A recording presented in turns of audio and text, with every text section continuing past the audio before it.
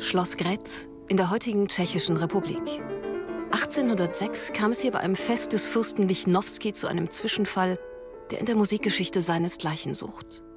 Beethoven widersetzt sich seinem wichtigsten Gönner, weil ihm sein Publikum nicht gefällt. Viele Leute waren eingeladen.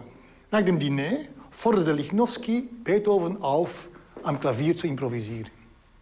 Der verweigerte sich. Lichnowsky war entsetzt.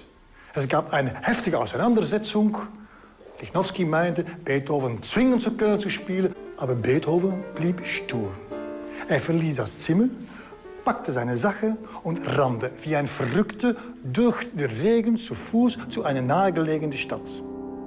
Beethoven kehrt nicht wieder zurück, sondern reist unversöhnt heim nach Wien. Nach Grätz aber schickt er Lichnowsky einen wütenden Brief. Fürst, was Sie sind Sie durch Zufall und Geburt. Was ich bin ich durch mich. Fürsten wird es noch Tausende geben. Beethoven gibt's nur einen. Und was Beethoven einem Lichnowsky zugemutet hat, das hätte der freche Mozart selbst nie direkt einem Fürsten gesagt. Ne? Also du Fürst bist, was du bist, durch Geburt und durch Zufall. Ich bin, was ich bin, durch mich selbst. Diese Haltung hat Beethoven gelebt und gezeigt.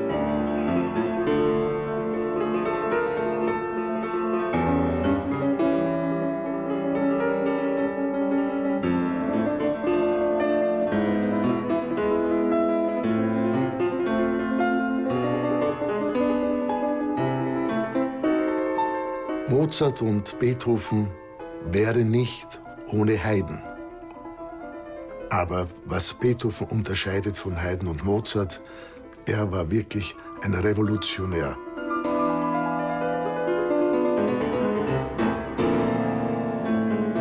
Weit öffnet Beethoven mit seiner Musik das Tor zur Zukunft, gerade in seinen Klaviersonaten. Was aber macht ihn dort zum unerhörten Erneuerer? Und der Mensch Beethoven?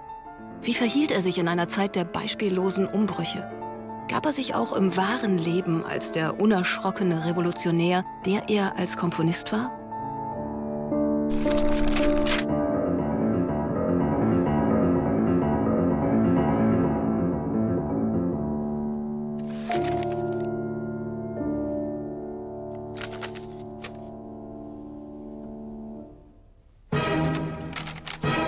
Mozart, der berühmteste zeitgenössische Kollege Beethovens. Ein Mann mit eleganter, ja höfischer Ausstrahlung. Ebenso Haydn. Beide sind ohne ihre Perücke nicht denkbar. Beethoven aber schaut uns herausfordernd ins Gesicht. Den Arm hat er energisch erhoben. Beethoven, der Selbstbewusste. Ende des 18. Jahrhunderts wächst er in einer Umgebung auf, die für die damalige Zeit äußerst progressiv ist. In Bonn.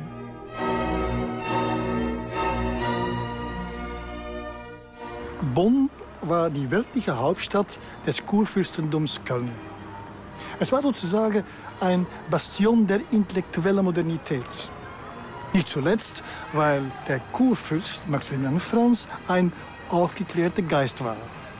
Er gründete eine neue Universität und förderte die sogenannte Lesegesellschaft. Der junge Beethoven ist ein begeisterter Leser. Besonders mit den rebellischen Figuren Schillers identifiziert er sich. Einer Bekannten schreibt er aus dessen Don Carlos einen Spruch ins Poesiealbum. Ich bin nicht schlimm. Heißes Blut ist meine Bosheit, mein Verbrechen. Jugend. Schlimm bin ich nicht. Schlimm wahrlich nicht, wenn auch oft wilde Wallungen mein Herz verklagen. Mein Herz ist gut. Wohltun, wo man kann. Freiheit über alles Leben. Wahrheit nie, auch sogar am Throne. Nicht verleugnen. Es war eine Spätaufklärungsphase, in der etwas ganz Entscheidendes passierte. Die Aufklärung war doch sehr stark von der Ratio bestimmt. Und nun kam durch den Sturm und Drang diese emotionale Komponente hinzu. Vor allem natürlich durch Goethes Frühwerk wie Die Leiden des jungen Werthers und durch Schiller.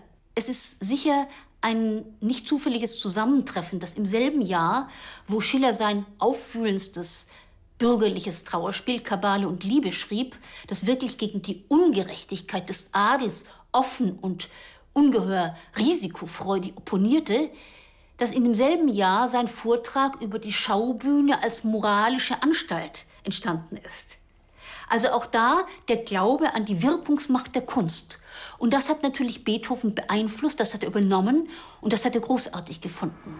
Der junge Beethoven war in erster Linie ein Profi, der sich berufsmäßig durchsetzen musste.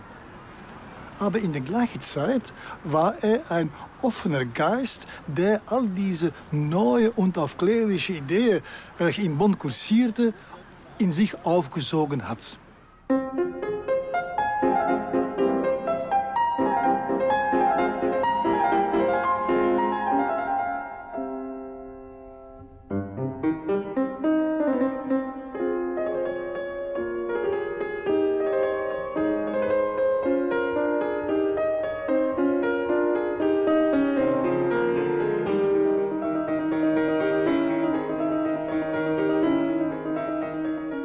Auch in seinen ersten Klaviersonaten rebelliert Beethoven gegen die Tradition, selbst wenn seine Neuerungen auf den ersten Blick unscheinbar wirken.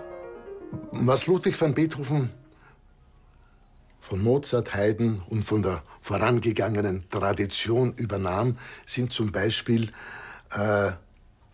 Sätze wie Menuett oder Scherzo. Es gibt kleine Unterschiede, Prinzipien. Was ist ein Menuett? Es ist ein Tanz. Und das klassische Menuett, wie zum Beispiel bei Mozart, fängt mit der Eins an.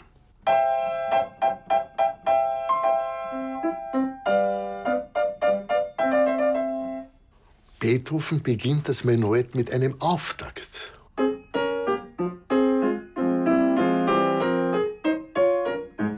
Und damit ist ja der Tanzcharakter ein bisschen in den Hintergrund gerutscht.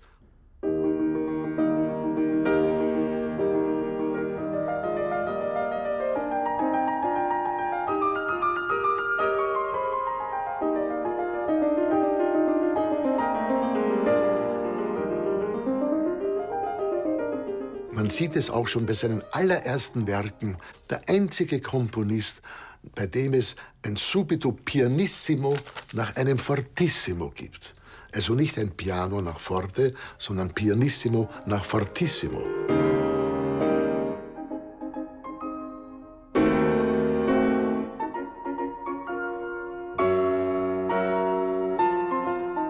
Da sieht man auch, dass Beethoven immer alles sprengen wollte. Es war ihm nie genug.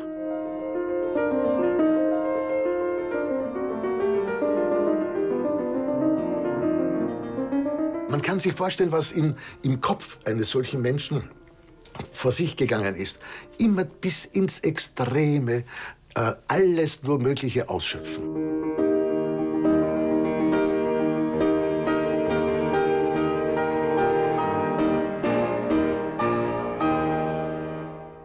Aber Idealist hin, Innovator her.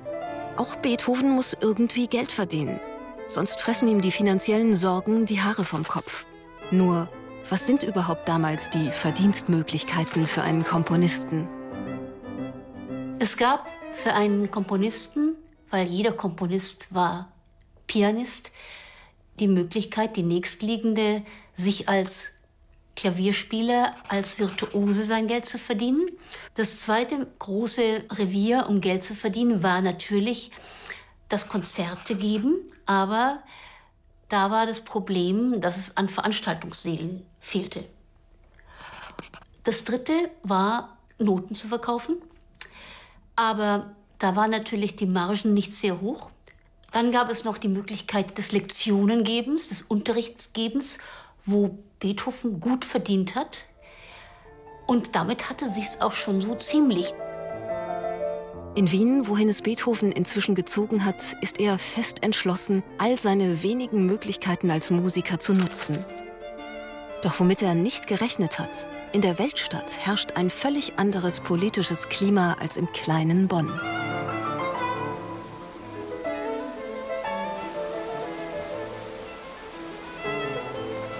Beethoven kam in Wien an, 1792, gerade in dem Moment, wo der neue Kaiser versuchte, die Uhr zurückzudrehen und mit einer reaktionären Politik die alte Ordnung wiederzuherstellen.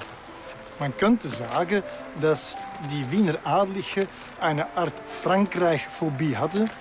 Nicht nur gegen die Französische Revolution, sondern auch gegen alle Änderungen in der Gesellschaft und sogar gegen die Aufklärung. Die Tatsache, dass an einem gewissen Moment die Tante des Kaisers Opfer der Guillotine geworden ist, hat natürlich ihre Meinung nicht verbessert. Hier hat man verschiedene Leute von Bedeutung eingezogen. Man sagt, es hätte eine Revolution ausbrechen sollen, aber ich glaube, solange der Österreicher noch braunes Bier und Würstel hat, revolutioniert er nicht. Es heißt, die Tore zu den Vorstädten sollen nachts um 10 Uhr gesperrt werden. Die Soldaten haben scharf geladen. Man darf nicht zu laut sprechen hier, sonst gibt einem die Polizei Quartier.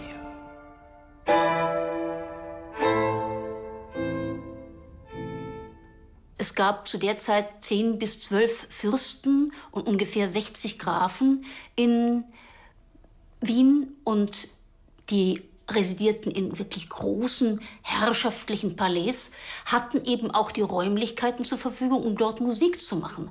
Und die Vorherrschaft des Adels im Mäzenatentum hatte eben mit diesen Räumlichkeiten zu tun. Es gab in Wien keinen Konzertsaal und woanders gab es ihn lange auch nicht.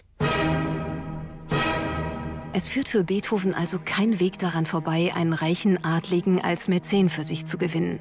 Einen wie den Fürsten Lobkowitz zum Beispiel, der in seinem Palais wie kein anderer die Künste fördert. Aber nicht nur Beethovens Ideale stehen der Adelsgesellschaft entgegen. Auch seine Umgangsformen passen so gar nicht in die erlauchten Kreise. Wir wissen, dass Beethoven als Kind sehr impulsiv war und dass er diese kurze und aggressive Wutanfälle hatte. Also man nannte das damals seine Rapti. Und das ist eigentlich in seinem ganzen Leben geblieben, auch als alter Mann.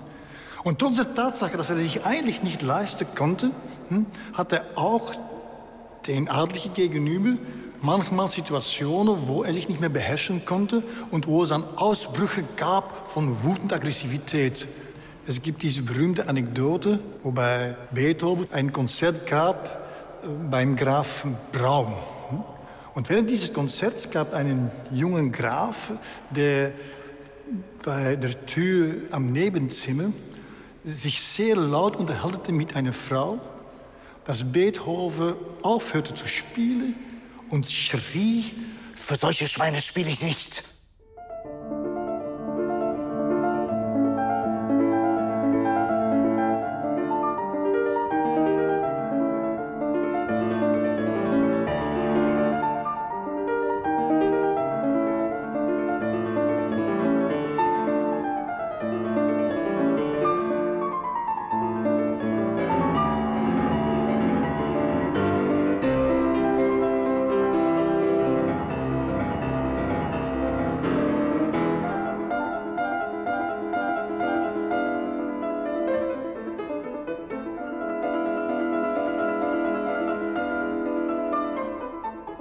Doch Beethoven riskiert noch mehr.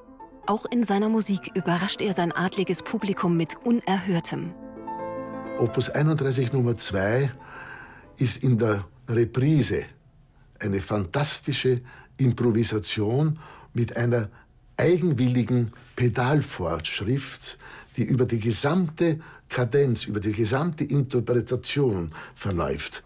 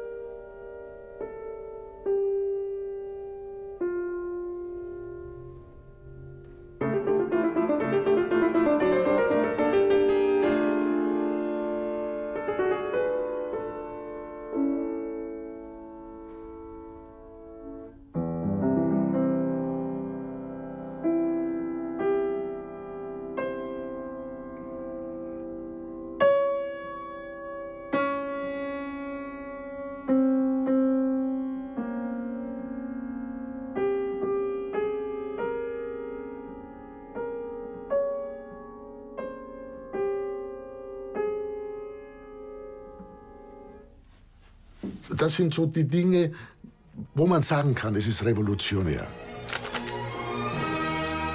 Ein rätselhafter Widerspruch. Beethoven avanciert in den Wiener Adelskreisen zum Star, gerade wegen seines wilden Temperaments und seiner Klangexperimente.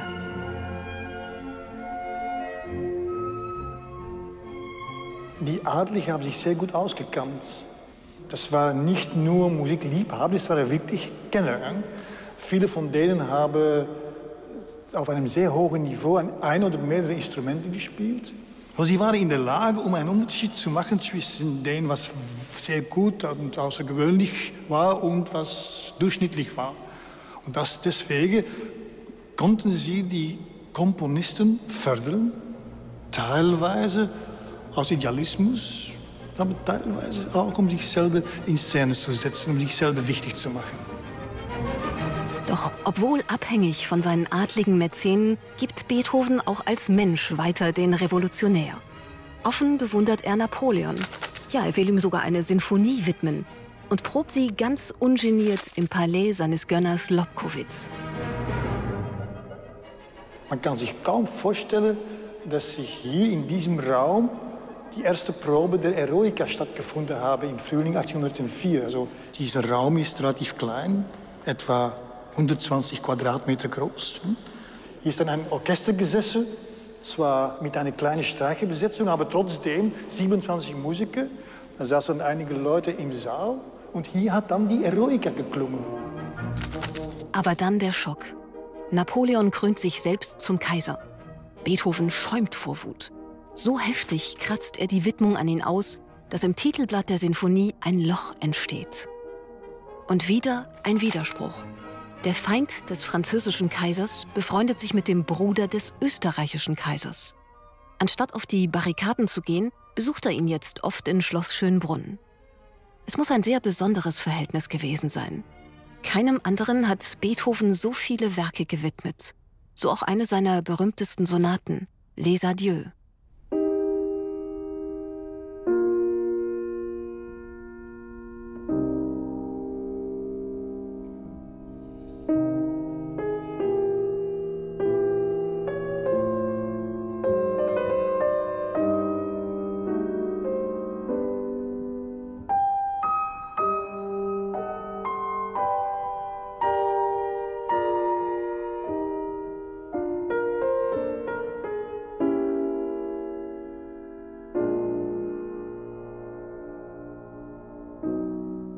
Mit Erzherzog Rudolf hat Beethoven sehr viel verbunden. Es geht nicht nur darum, dass Erzherzog Rudolf ein großer Gönner, Förderer und auch Beethoven finanziell immer wieder geholfen hat. Aber sie haben sich auch ihre Gedanken ausgetauscht. Diese Männerfreundschaft dauerte über sehr, sehr viele Jahre. Diese Lebewohl-Sonate widerspiegelt diese Beziehung zwischen Beethoven und Erzherzog Rudolf.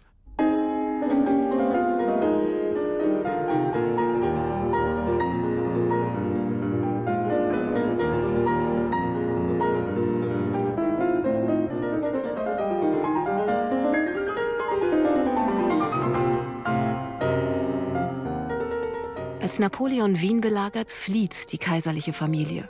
Und Beethoven setzt nicht etwa der Revolution, sondern seiner Beziehung mit dem Erzherzog ein Denkmal. Er komponiert eine Sonate, die seine Gefühle während der Abwesenheit seines kaiserlichen Freundes beschreibt.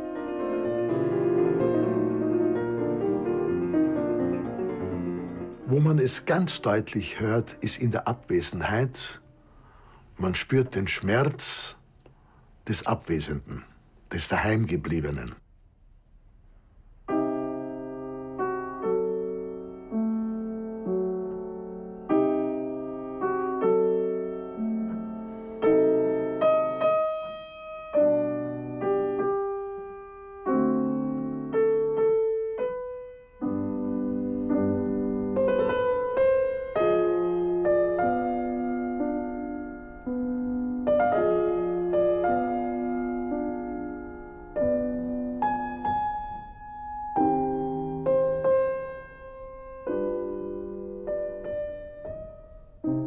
Beethoven war so erzürnt über den Verleger, da gibt es einen Briefverkehr, worüber er sich beschwert, dass der Verleger eigenmächtig statt Lebewohl Les Adieux schrieb, also die Sonate mit Les Adieux betitelte. Und Beethoven antwortete: Adieu sage ich doch so oberflächlich zu einer Gruppe, so wie Tschüss. Aber Lebewohl ist doch ein innerlicher Ausdruck, ein persönlicher Ausdruck zu einem Freund. Andererseits kann man natürlich nicht verneinen, dass die Tatsache, dass Beethoven Privatlehrer eines Erzherzogs war, eine sehr ehrenvolle Geschichte war und vor allem auch aus Marketingstandpunkt sehr interessant war. Beethoven konnte sich dadurch von den anderen Komponisten unterscheiden und nahm eine besondere Position in. Also heute würde Stars wie Lang Lang oder Netrebko andere Techniken benutzen, aber die Idee ist die gleiche. Alles, was man nur in einem Wunsche zusammenfassen kann, was nur ersprießlich genannt werden kann, Heil, Glück, Segen ist in meinem Wunsch an dem heutigen Tage dargebracht, für Ihre kaiserliche Hoheit enthalten. Möchte nur auch meinem Wunsch für mich auch huldreich von Ihrer kaiserlichen Hoheit aufgenommen werden, nämlich, dass ich mich der Gnade Ihrer kaiserlichen Hoheit ferner zu erfreuen habe. Beethoven, kein Revoluzer also, sondern einfach nur Pragmatiker? 1808 wird die Sache vollends kompliziert. Der Bruder jenes zuerst bewunderten, dann gehassten Napoleons macht Beethoven ein Angebot, Hofkapellmeister in Kassel zu werden. Beethoven will annehmen. Aber nun unternehmen die Wiener Adligen etwas historisch Einmaliges, um ihren Rebell Beethoven zu halten. Und dann haben 3 Adligen, Kinsky, Lobkowitz und Erzherzog Rudolf, gemeinsam eine Konstruktion organisiert, wobei Beethoven jährlich 4.000 Gulden bekam, nur um in Wien zu bleiben. Sonst ohne andere Verpflichtungen, sagen wir, ein Blankoscheck. Da es erwiesen ist, dass nur ein so viel als möglicher sorgenfreier Mensch sich einem Fache allein widmen könne und an einem stande sei, große, erhabene und die Kunst veredelnde Werke zu erzeugen, so haben Unterzeichnete den Entschluss gefasst, Herrn Ludwig van Beethoven in den Stand zu setzen, dass die notwendigsten Bedürfnisse ihn in keine Verlegenheit bringen und sein kraftvolles Genie dämmern sollen. Die Möglichkeit zur Autonomie war vorher da, aber bei Beethoven hat sie natürlich auch eine größere künstlerische Autonomie ermöglicht. Also, dass er sich sehr stark als Ideenkünstler begriffen hat. Das war neu und sicher auch durch die wirtschaftliche Situation mitbedingt. Natürlich auch durch eine veränderte Geisteshaltung der Zeit. Vorher war ein Tonsetzer jemand, der nicht diese Reputation genoss, die Beethoven sich selbst als Tonkünstler oder Tondichter bereits zuschrieb.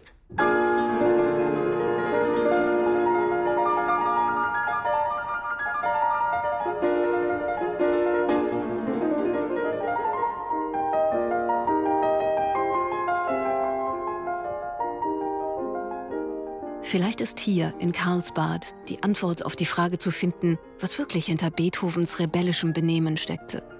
Hier kam es zu einem Treffen, das seinesgleichen sucht und bei dem Vergangenheit und Zukunft in einem historischen Augenblick zusammenschießen.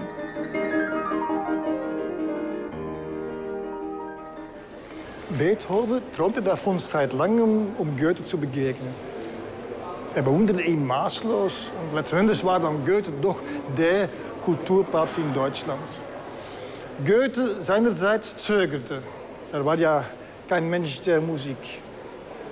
Bis die beiden sich dann im Juli 1812 getroffen haben. Erst in Teplitz und später hier in Karlsbad. Ich denke, dass es kaum gegensätzlichere Künstlerpersönlichkeiten in dieser Zeit gegeben hat als Goethe und Beethoven. Goethe war 63 zu dem Zeitpunkt, Beethoven 42. Goethe hatte im Jahr vorher von Beethoven Fanpost bekommen. Denn Beethoven hat ja den Egmont als Schauspielmusik vertont. Und er hat wirklich Goethe adoriert für dieses Werk, weil es für ihn der Inbegriff des heroischen Menschen war. Und er hat sich ja selbst als solcher gesehen, als einen heroischen Menschen, der dem Leiden trotzt und dem Missverstandensein trotzt. Während eines gemeinsamen Spaziergangs begegnen die beiden einem unerwarteten Kurgast. Der Kaiserin mit ihrem Gefolge. Goethe trat zur Seite, zog den Hut und verbeugte sich sehr höflich. Beethoven dagegen blieb ganz in der Mitte der Straße stehen, wodurch die Kaiserin gezwungen war, eine große Kurve zu machen, was sie freundlicherweise machte, weil sie Beethoven ja kannte. Nachher gab es eine große Diskussion zwischen Goethe und Beethoven. Beethoven meinte, Goethe hat jenen zu viel Ehre bewiesen. Die Persönlichkeiten, die aufeinanderprallten, war ein Mensch wie Goethe von einer großen diplomatischen Geschmeidigkeit, der das im Grunde gar nicht notwendig gehabt hätte, aber als Teil seiner Erziehung und auch seiner Weltläufigkeit und seiner Sozialisation betrachtete, natürlich ein Großbürgerssohn und ganz anders groß geworden. Und Beethoven, der das eben als unter seiner Würde betrachtete. Goethe behagt die Hofluft zu sehr, mehr als es einem Dichter ziemt. Er ist nicht viel mehr über die Lächerlichkeiten der Virtuosen her zu reden, wenn Dichter, die als die ersten Lehrer der Nation angesehen sein sollten, über diesen Schimmer alles andere vergessen können. Ungebändigt und energisch. So hat wiederum Goethe Beethoven wahrgenommen. Er ist in den wenigen Tagen auf Kur einem Künstler begegnet, wie es vor ihm keinen gegeben hat. Er war ein Außenseiter und hat sein Außenseitertum stilisiert. In der Hinsicht war er eine wirklich moderne Künstlerpersönlichkeit, hat sicher auch von Werther und von vielen literarischen Vorbildern, auch von Büchners Lenz, profitiert, wo dieses Außenseiter-Dasein etwas war, dessen man sich nicht zu schämen brauchte. Und ich glaube, dass Beethoven sehr stark eine Schwellengestalt geworden ist, auch durch die politischen und sozialen Bedingungen, in die er da hineinwuchs. Beethoven war, wie viele große Künstler übrigens, in der gleichen Zeit pragmatisch und idealistisch. Um als Komponist überleben zu können, war er bereit, viele Kompromisse zu machen. Die Umstände haben aber gemacht, dass Beethoven am Ende seines Lebens eine hohe idealistische Mission hatte. Durch seine Musik aufhörte, repräsentative und dekorative Zwecke zu dienen und nur noch die Musik der Zukunft war.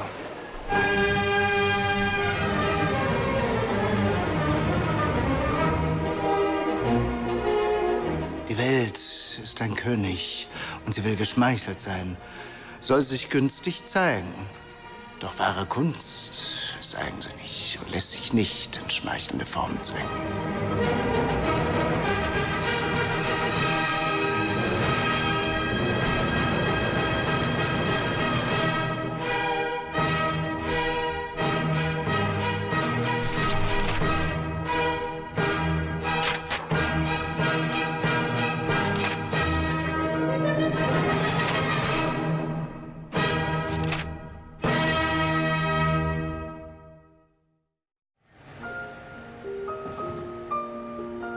Prag am Abend des 3. Juli 1812.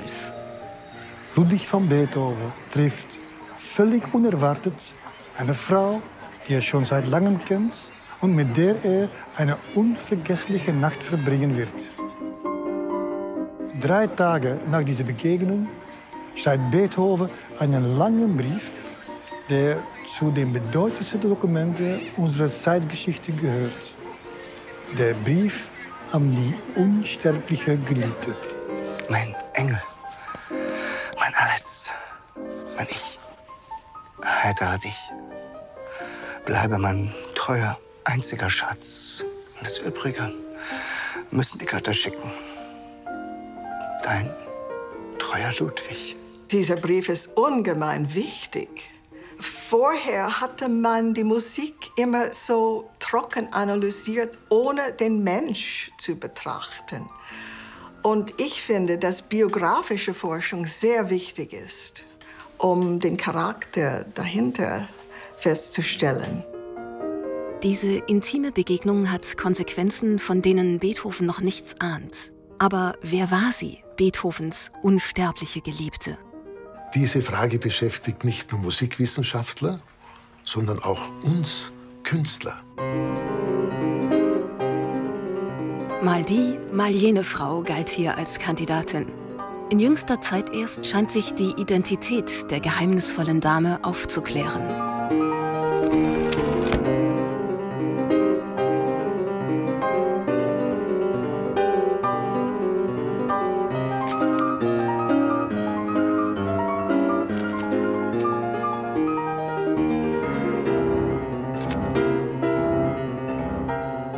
Der junge Beethoven ist ständig verliebt. Obwohl er ungern unterrichtet, ist er sehr motiviert, wenn die Schülerinnen jung und hübsch sind.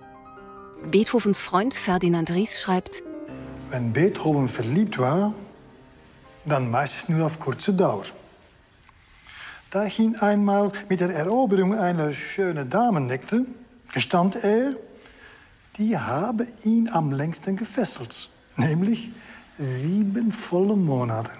Man darf natürlich eines nicht vergessen, dass das Leben im damaligen Wien wesentlich freizügiger war als heute. Den Begriff eheliche Treue gab es nicht. Davon hat nicht nur Mozart profitiert, wie wir wissen, sondern auch Beethoven. Andererseits muss man doch betonen, dass Beethoven sehr hohe moralische Prinzipien hatte in seinem Umgang mit verheirateten Frauen. Es sind oftmals adlige Schülerinnen, in die Beethoven sich verliebt.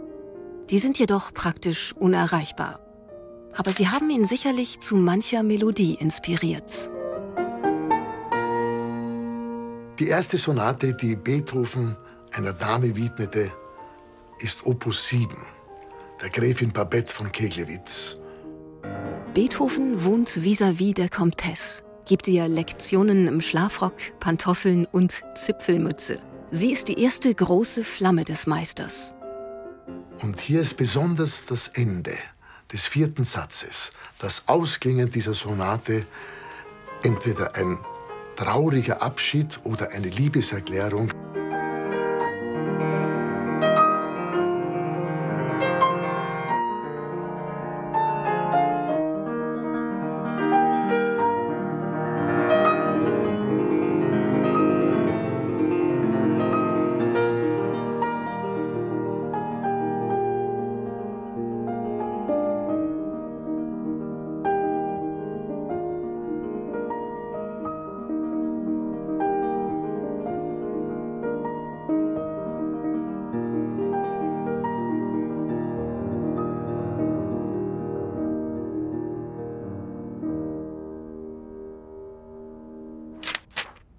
Im Mai 1799 kommen die beiden jungen Gräfinnen Therese und Josephine von Brunswick nach Wien.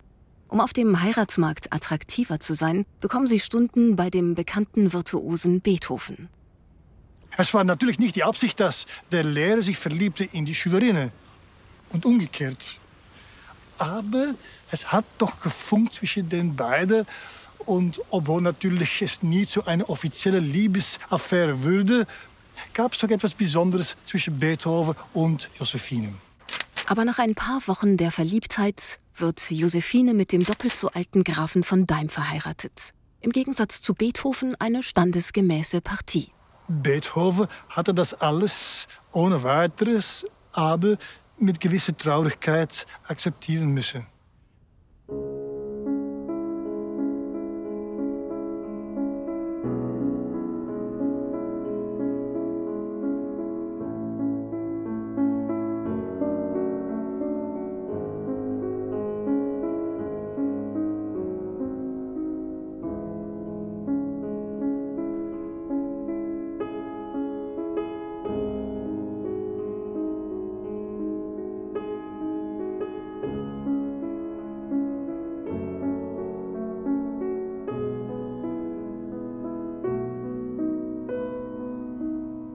Aber das Leben ging für den 30-jährigen Beethoven weiter.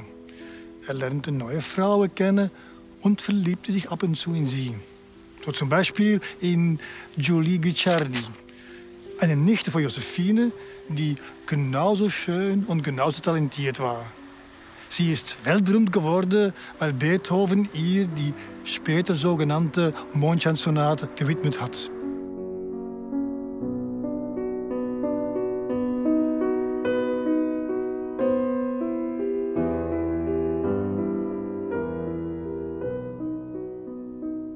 Ich habe ein liebes, zauberisches Mädchen kennengelernt, die mich liebt und die ich liebe. Es ist das erste Mal, dass ich fühle, dass heiraten glücklich machen könnte. Ob Beethovens Verliebtheit in Julie Guicciardi ihn zu dieser Musik inspiriert hat, wissen wir nicht. Aber die Mondscheinsonate war schon zu Beethovens Lebzeiten eines der populärsten Stücke, worüber sich Beethoven sehr ärgerte. Er sagte immer, ich habe doch viel Besseres geschrieben. Warum spielt man immer nur diese Sonate in Cis-Moll? Der Name Mondscheinsonate stammt ja nicht von Beethoven. Er wurde erst später hinzugefügt. Ob Beethoven damit einverstanden gewesen wäre, können wir uns kaum vorstellen.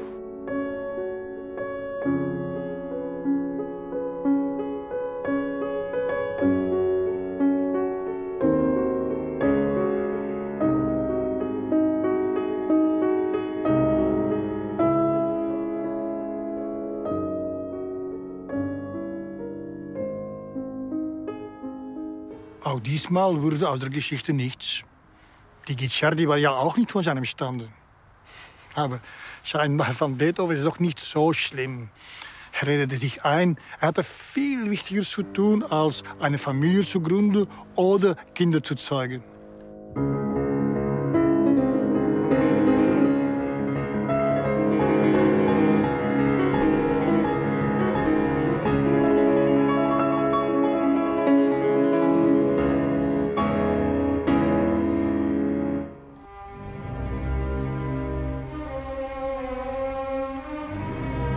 Julie verschwindet also aus Beethovens Leben. Stattdessen taucht eine Frau wieder auf, mit der er gar nicht mehr gerechnet hat. Im Sommer 1804 tritt Josephine unverhofft wieder in Beethovens emotionelles Leben ein. Einige Monate vorher ist ihr Ehemann Joseph Daim unerwartet gestorben in dieser Wohnung hier in Prag. Beethoven bietet seine therapeutischen Dienste an und spielt stundenlang die schönste Musik für sie. Josephine blüht auf und Beethoven ist bis über beide Ohren verliebt. Oh, geliebte Josephine, nicht der Hang zum anderen Geschlecht zieht mich zu Ihnen, nein, nur Sie, Ihr ganzes Ich, mit allen Ihren Eigenheiten, haben meine Achtung, alle meine Gefühle.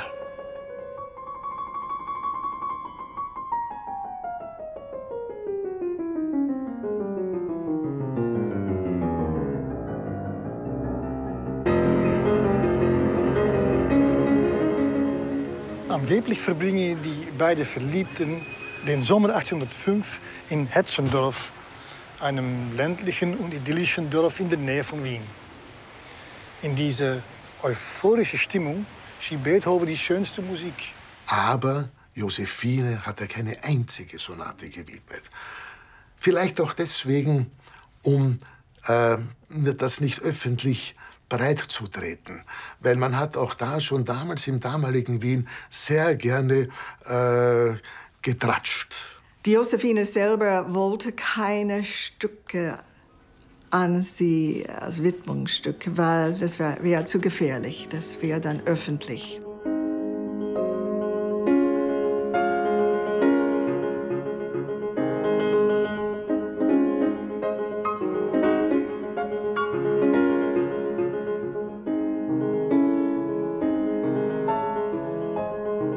In dieser äußerst produktiven Zeit hat Beethoven auch die Appassionate komponiert. Beethoven hat diese Sonate Franz von Brunswick gewidmet, dem Bruder von Josephine, ein ausgezeichneter Cellospieler, mit wem er stundenlang gemeinsam musiziert hat. In F-Moll, ich meine, sehr leidenschaftlich. Ja, eigentlich ist das für die Josephine.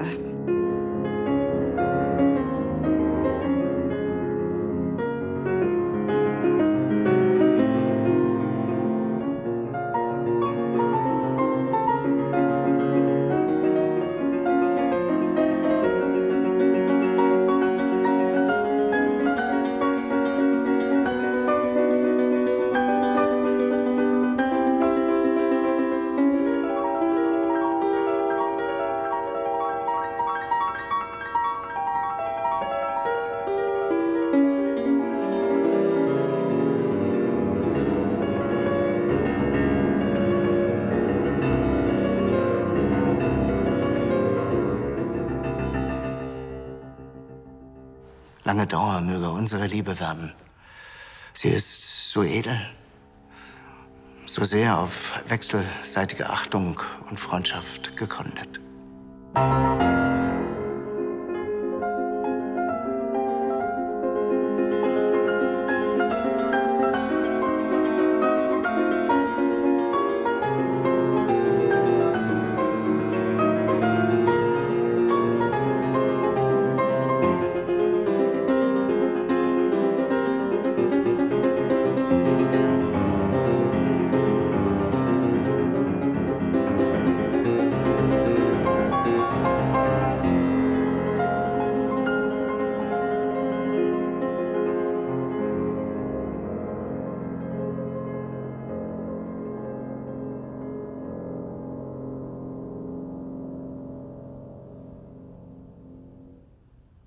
Doch Beethoven wünscht sich mehr körperliche Intimität, aber das darf Josephine sich kaum erlauben.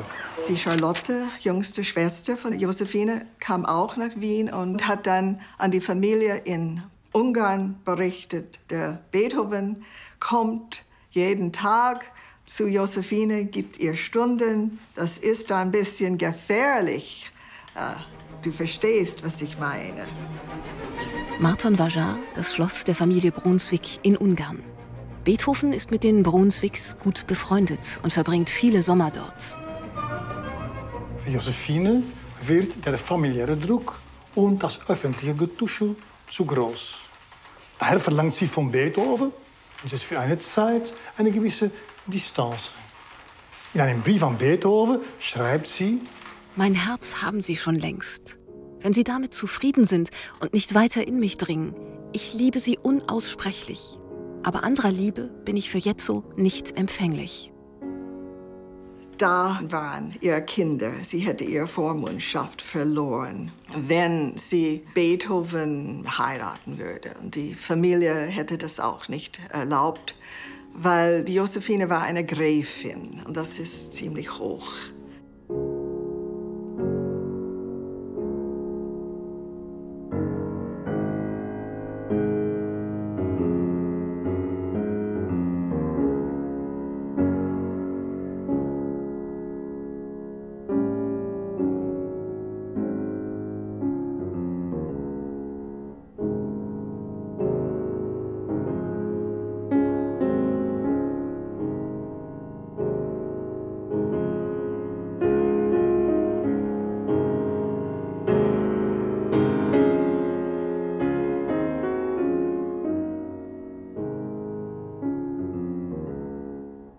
Wieder einmal trennen sich die Wege der beiden.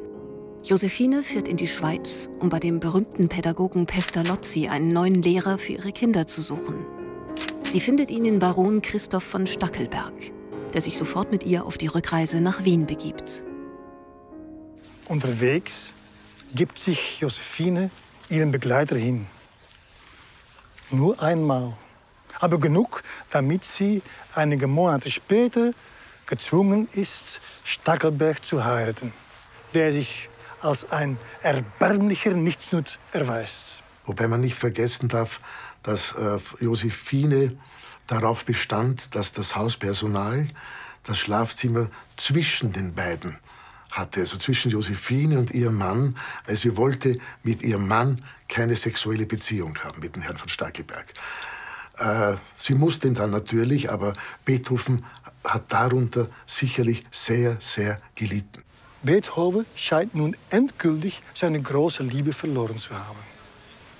Und nach den 4 Kindern aus erster Ehe bekommt Josephine noch 2 weitere von Stackelberg.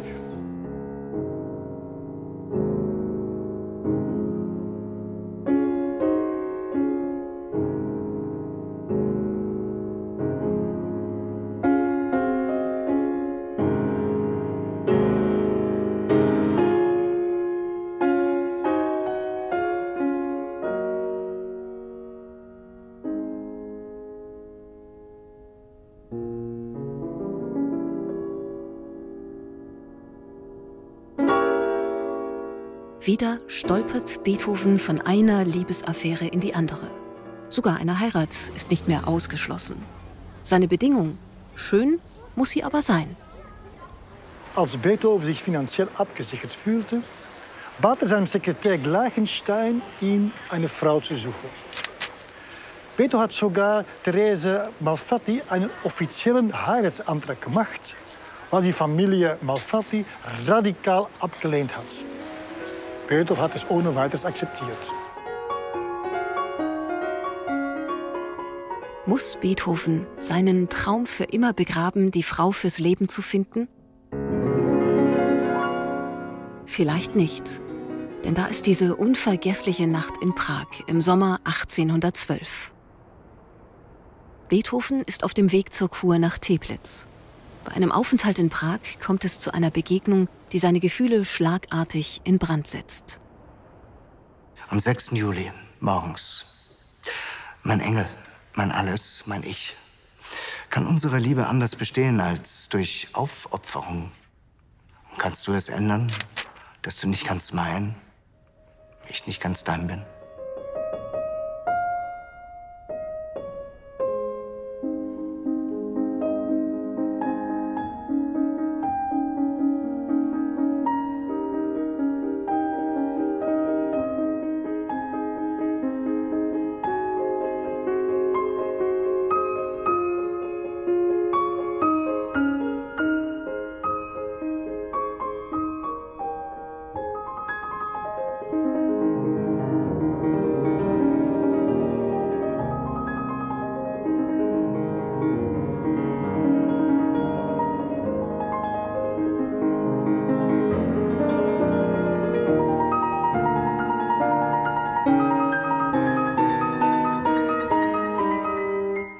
Als 1840 die erste Beethoven-Biografie erschien und der sogenannte Brief an die unsterbliche Geliebte veröffentlicht wurde, brach hier im Marton-Vajar, im Sitz der Familie Brunswick, Panik aus.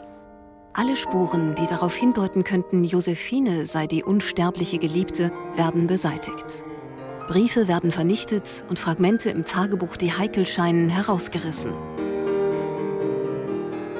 Das Problem mit dem Brief ist, dass Anton Schindler in seiner ersten Biografie von Beethoven behauptet, dieser Brief war von Julie Guicciardi geschrieben.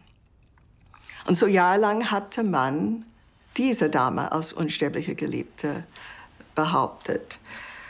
Aber die ersten Forscher haben nicht gewusst, in welchem Jahr dieser Brief geschrieben wurde, weil da nur 6. 7. Juli stand, aber kein Jahr. Es ist aber kaum denkbar, dass die Guicciardi die unsterbliche Geliebte war. Sie ist ja 1803, fast unmittelbar nach ihrer Begegnung mit Beethoven, nach Italien verreist und definitiv aus seinem Leben verschwunden.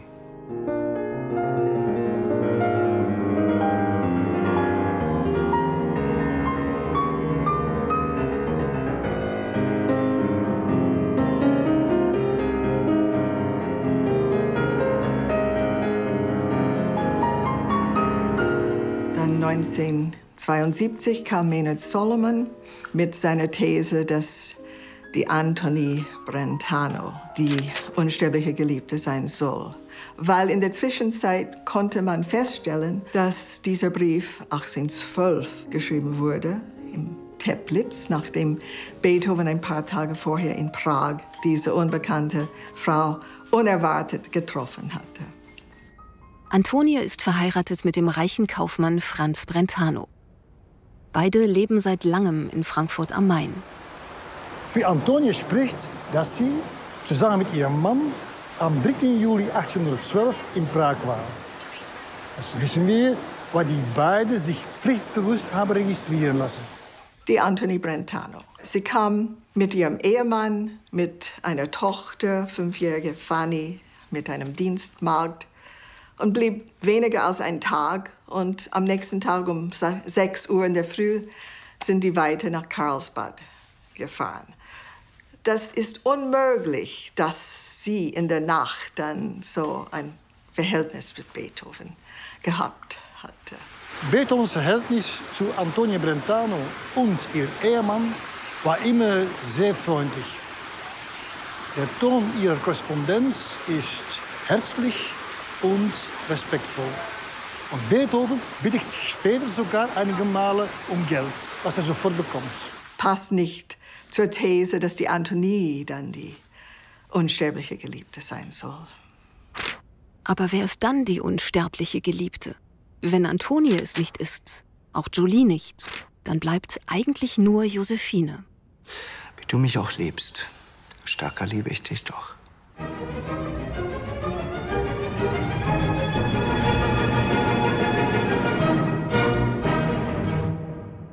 Für mich sprechen alle Indizien für Josephine. Sie hat mittlerweile ihren Mann Stackelberg für die Tür gesetzt und begibt sich nach Prag Anfang Juli 1812, um bei Verwandten Unterstützung zu suchen.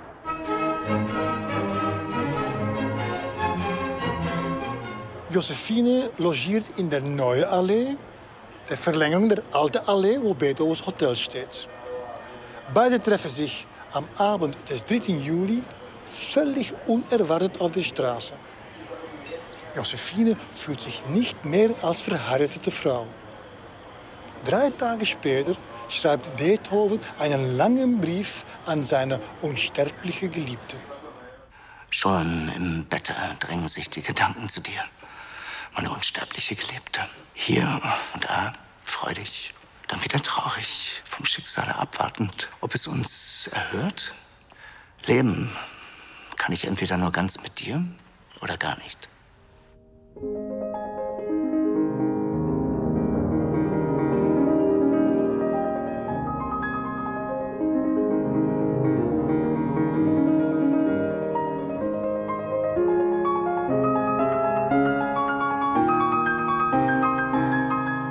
Josephine ahnt, dass sie zum 7. Mal schwanger ist. Und so kehrt sie überstürzt nach Wien zurück und spielt die brave Ehefrau, um die Affäre zu vertuschen. 9 Monate später bekommt Josephine ihr 7. Kind. Sie nennt es Minona.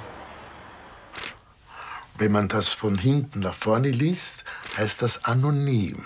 Beethoven wusste, dass Minona sein leibliches Kind war. Wirklich Beweise hat man noch nicht, aber das sind Stellen in den Konversationsheften, wo es sagt, wie ich ein Vater war und bin. Wieso schreibt er sowas? Nie kann eine andere mein Herz besitzen. Nie. Nie.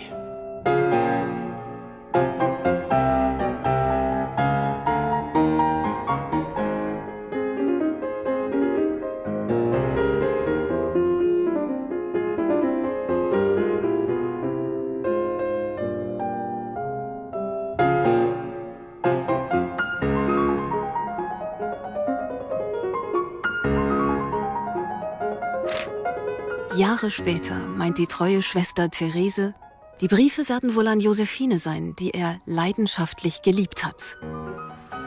Beethoven blieb aber weiterhin in Kontakt zu Josephine, wenn auch nur sporadisch.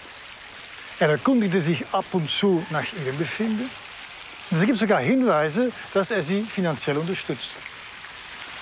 Die Sehnsucht blieb. An seinen Freund Ferdinand Ries schrieb er: Alles schön, eine junge Frau. Leider habe ich keine. Ich fand nur eine, die ich wohl nie besitzen werde.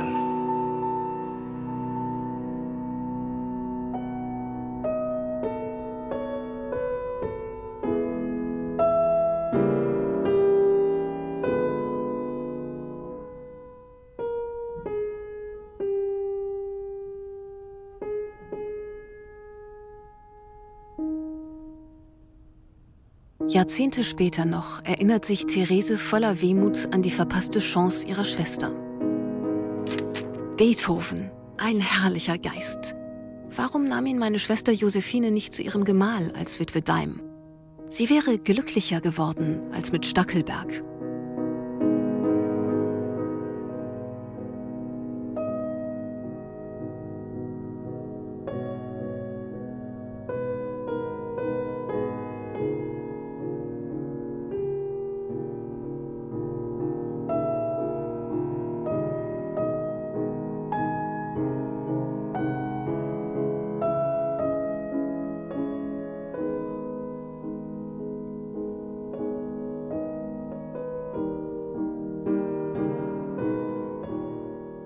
Das Leben von Josephine wurde schlimmer und schlimmer.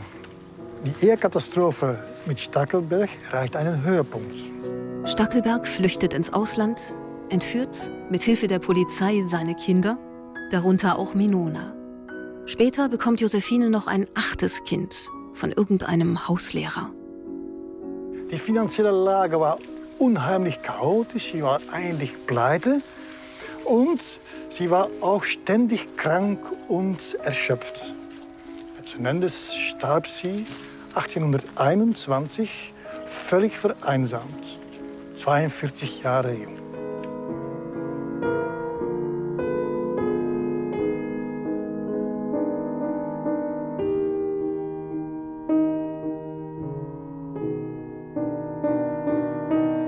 Ungewöhnlich. Opus 110 ist die einzige Klaviersonate, die Beethoven niemandem widmete. Die Sonate Opus 110 entstand 1821, also im Todesjahr von Josephine. Manche Forscher meinen, sie sei ein Requiem für die unsterbliche Geliebte.